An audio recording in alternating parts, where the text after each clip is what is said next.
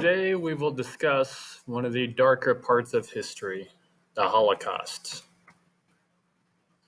Hitler had an idea vision for all his people he wanted in his ideal race, blonde-haired, blue eyes. He called them the Aryan race.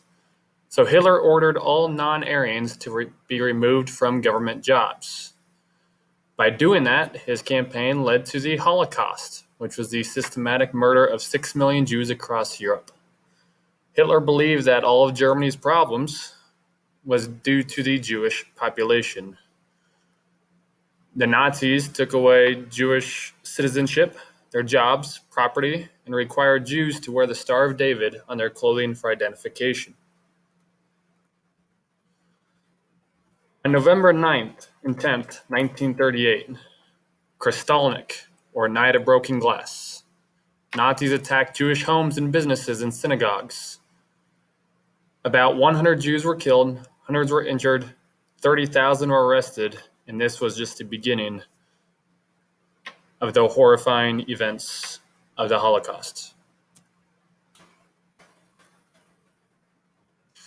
Hitler wanted all of the Jewish race to be extinguished, so his final solution he came up with was genocide, which is the deliberate and systematic killing of an entire population. Those that were to be part of the genocide were Jews, Gypsies, Freemasons, Jehovah's Witnesses, unfit Germans, and many other races. Jews were forced into ghettos, segregated Jewish areas in Polish cities, and some even formed resistance movements while others continued to maintain their Jewish culture. Concentration camps would be opened. The first one would be Dachau in Germany, which we'll talk about here shortly. Many Jews were taken to concentration camps or labor camps. Your families were often separated. Prisoners were crammed into wooden barracks, given little food and little hope to survive. They worked from dawn to dusk, 7 days per week, with no breaks. Those that were too weak were killed on the spot.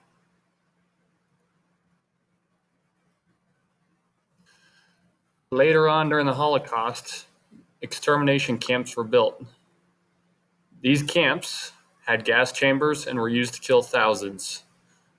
On arrival of prisoners, doctors would separate those who can work and those who can't. If you were unable to work, you were immediately killed in a gas chamber.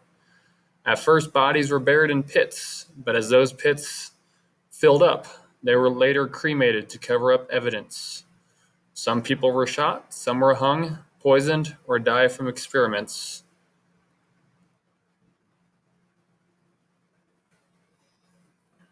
As anti-Jewish violence increased, newspapers ran stories, and finally in 1942, the world became aware of Hitler's horrifying final solution, which was genocide. In all, about 6 million Jews were killed in death camps and massacres, and many did not survive, and the few that did had their lives changed forever. A few years ago, I had the opportunity to tour Dachau, which was a concentration camp that ran from 1933 to 1945 outside of Dachau, Germany. As you can see, this is the front entrance that you walked into. On the side here were old railroad tracks that the people would be dropped off in, or bodies would even lay there in carts. Right here is one of the few barracks that still remain today. And inside those barracks, you had the wooden beds. Okay, your wooden beds were probably no longer than 4 to 5 feet in length. As you can see, there's not a whole lot of leg room, and you just laid on that wood platter. Here is where the extermination places were. You had the wood ovens that people were placed into and cremated. And here you had the gas chamber, which at Dachau, luckily it was never used, but in other concentration camps, unfortunately, they were used.